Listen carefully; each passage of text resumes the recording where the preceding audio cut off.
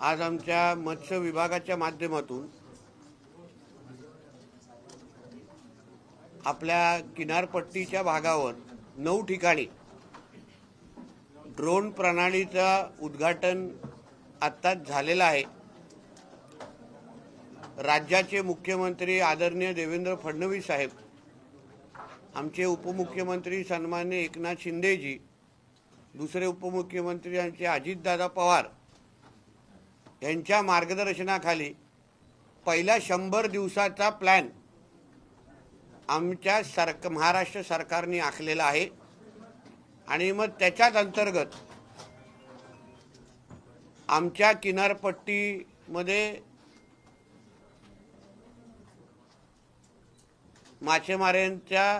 मच्छीमारांचं उत्पादन वाढवणं आणि आमच्या किनारपट्टीला सुरक्षित ठेवणं, बेकायदेशीर होणारे प्रत्येक ॲक्टिव्हिटी आणि राज्याबाहेरून येणारे ट्रॉलर आणि मोठ्या बोटी ज्यांच्यामुळे आमच्या स्थानिक मच्छीमारांचा नुकसान होतं, स्थानिक मच्छीमारांच्या उत्पादनामध्ये घट होतं आणि त्याचबरोबर कायदा आणि सुरक्षेचे पण प्रश्नचिन्ह निर्माण होतात। मी पहिल्या पत्रकार परिषदेमध्ये आपल्याला स्पष्ट केलेलं की आम्ही किनारपट्टीचा विकासाबरोबर सुरक्षा या 2 गोष्टीवर फार बारकाईने काम करणार आहोत। त्याच मार्गावर हे पहिलं पाऊल आम्ही लोकांनी टाकलेलं आहे। 9 ठिकाणी आता ड्रोन प्रणालीचं उद्घाटन झालेलं आहे, ड्रोन ॲक्टिव्ह झालेले आहेत।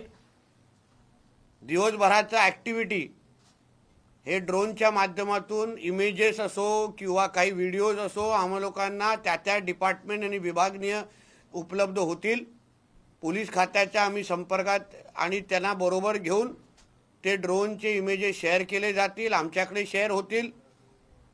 किनारपट्टीवर केंद्र आणि राज्य सरकारचे काही नियम कायदे आहेत की बाबा 12 नॉटिकल माईल्सच्या आतमध्ये कोणी मासेमारी करावी, बाहेर कोणी मासेमारी करावी, LED संदर्भात एकंदरीत नियम लावलेले आहेत। LED किनारपट्टीवर चालता कामा नये अशा पद्धतीचे नियम आहेत। अशा असंख्य जे नियम मत्स्य व्यवसायाला प्रोत्साहन देण्यासाठी आणि आमच्या मच्छीमारांना सुरक्षित ठेवण्याच्या दृष्टिकोनातून जे लावून दिलेले आहेत त्या सगळ्याची 100% अंमलबजावणी होण्याच्या दृष्टिकोनातून आज आम्ही हे पाऊल टाकलेलं आहे।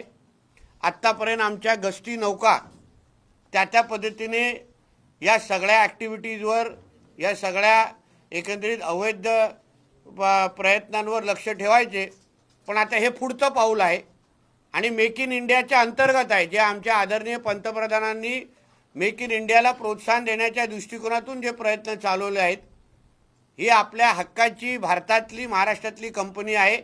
मेक इन इंडियाच्या अंतर्गत हे सगळे ड्रोन आम्हाला उपलब्ध केलेले आहेत।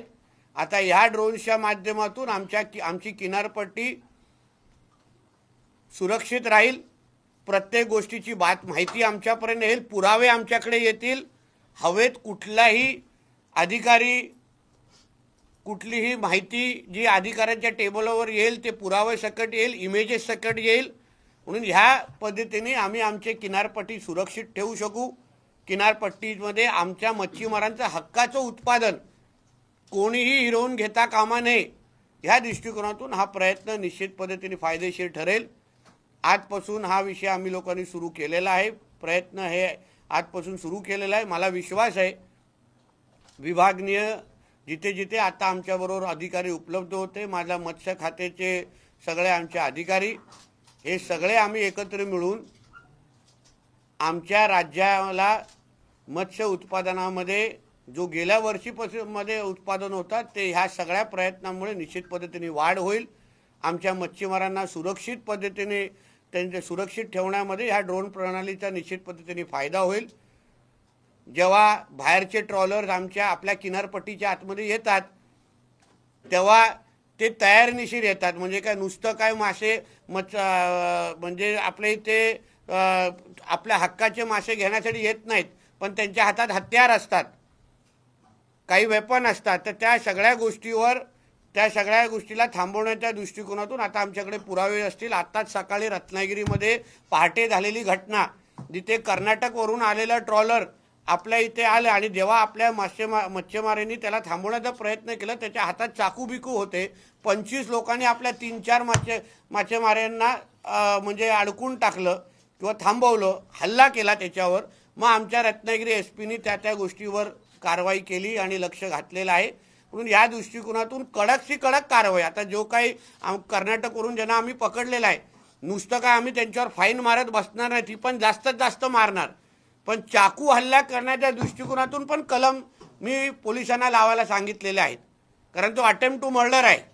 म्हणून ह्या अशा पद्धतीचं किनारपट्टीवर वातावरण आम्ही लोक तयार करणार की आमच्या महाराष्ट्राच्या किनारपट्टीवर कुठले बाहेरचे लोक, बाहेरचे ट्रॉलर बोटी येऊन नियम तोडण्याची हिम्मत पण करू शकणार नाही। त्यांचे पाय कापतील, हात कापतील, अशा पद्धतीचं वातावरण आमच्या इथे तयार होईल। शेवटचा एक बाब आहे, गस्ती नौका संदर्भात पण आमच्या डिपार्टमेंटनी महत्त्वाचे निर्णय घेण्याचे ठरवलेले आहेत।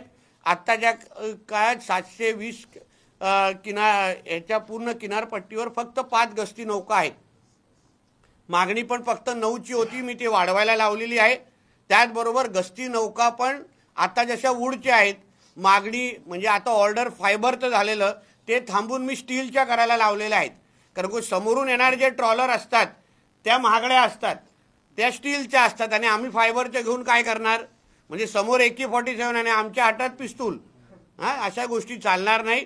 म्हणून आम्ही गस्ती नौका पण ज्या मागवणार आहोत त्या स्टीलच्या मागून, जेणेकरून आमचं म्हणजे जे काही कोस्टल सिक्युरिटीच्या दृष्टिकोनातून आमच्याकडे पण त्याच पद्धतीच्या साधन समृद्धी आणि आमच्याकडे पण त्याच पद्धतीचे इक्विपमेंट असले पाहिजे, या दृष्टिकोनातून आमचं डिपार्टमेंट पाऊल टाकतं आहे।